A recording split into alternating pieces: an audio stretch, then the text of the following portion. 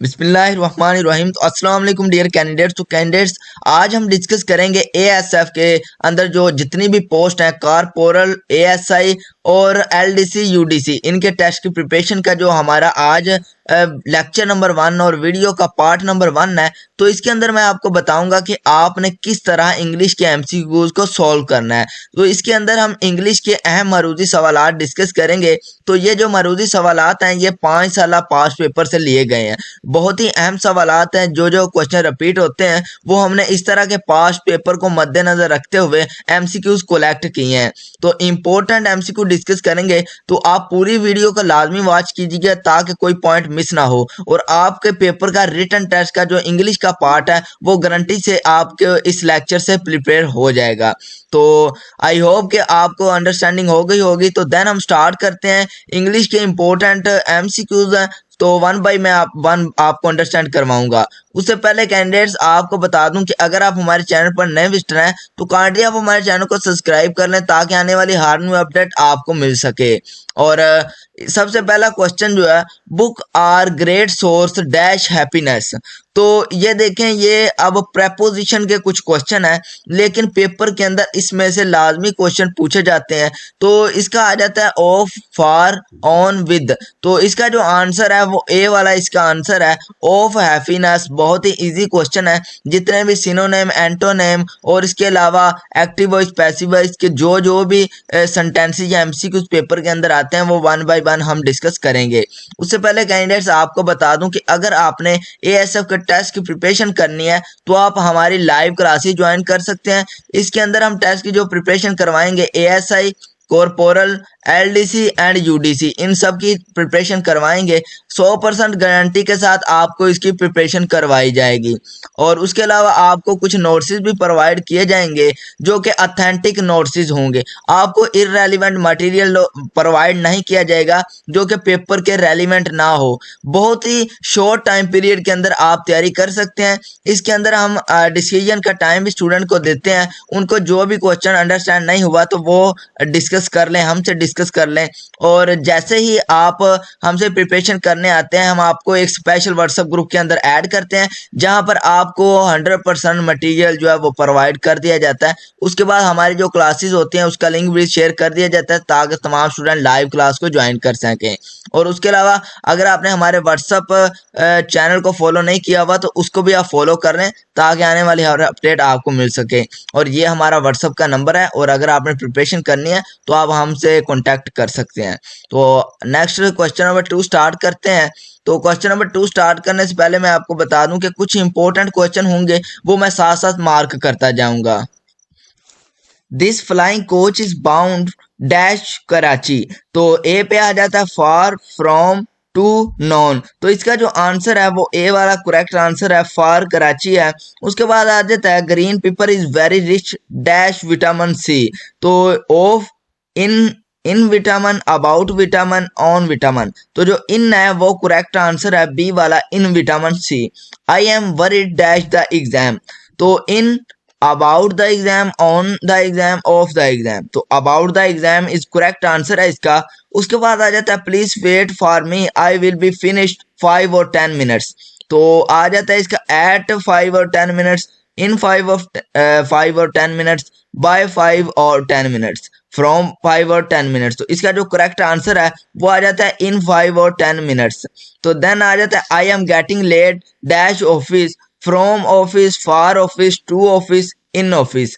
तो far office, I am getting late far office. तो student ये थे कुछ इंपॉर्टेंट एमसीक्यूज। अब इससे जो मजीद इंपॉर्टेंट है वो कुछ एमसीक्यूज मैं आपके साथ डिस्कस करता हूँ।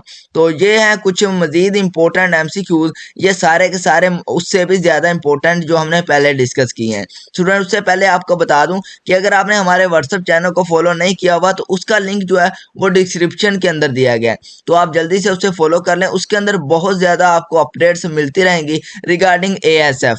तो अब देखते हैं जी, she dash the child for 2 years, she has been nursing. अगर हम वाज नर्सिंग लगाकर देखें तो ये भी करेक्ट नहीं बन रहा, is nursing, she is nursing the child, तो ये भी करेक्ट आंसर नहीं है। नर्स भी करेक्ट आंसर नहीं है, तो has been nursing is the correct answer. और उसके बाद आ जाता है hard work never dash waste goes waste. Hard work never goes waste बहुत ही जो इम्पोर्टेंट एमसीक्यूज है ये वाला, जो कि बार बार पेपर्स के अंदर रिपीट होता है। उसके बाद आ जाता है he dash to college daily in time, he goes to college daily in time, my friend dash a car last week। तो माई फ्रेंड इसके अंदर जो अब आ जाता है, स्टूडेंट बहुत ज्यादा कंफ्यूज होते हैं। Will buy a car last week, देखें विल का जो मतलब होता है वो फ्यूचर के अंदर होता है, लेकिन उसने लास्ट वीक के अंदर खरीद चुका हुआ है। भाईजान पास्ट के अंदर वो कार को खरीद चुका हुआ है, तो बहुत कार। उसके बाद आ जाता है दे अनटिल दे डाई, तो विल फाइट इसका आंसर आ जाता है। उसके बाद ये जो जितने भी वाज फाइटिंग हैड फॉट और ये जितने भी आंसर हैं ये इनकरेक्ट हैं।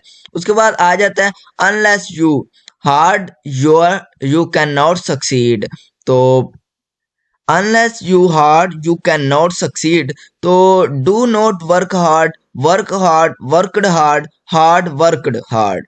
तो जो इसका करेक्ट आंसर है वो वर्क वाला है, बी वाला इसका करेक्ट आंसर आ जाएगा।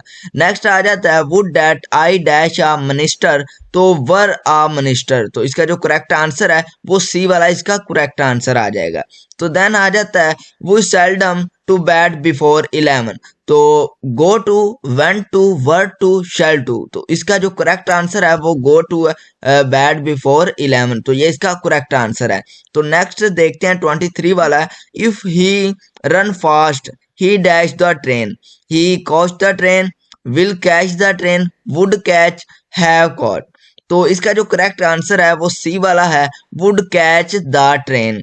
उसके बाद आ जाता है नेक्स्ट आ रोलिंग स्टोन डैश नो मोस, आगे जो सिंपल सी इसके अंदर सिर्फ एस का चेंज है और विल का और ईडी का। इसके अंदर आ जाता है गैदर नो मोस, गैदर्स नो मोस, विल गैदर, गैदर्ड।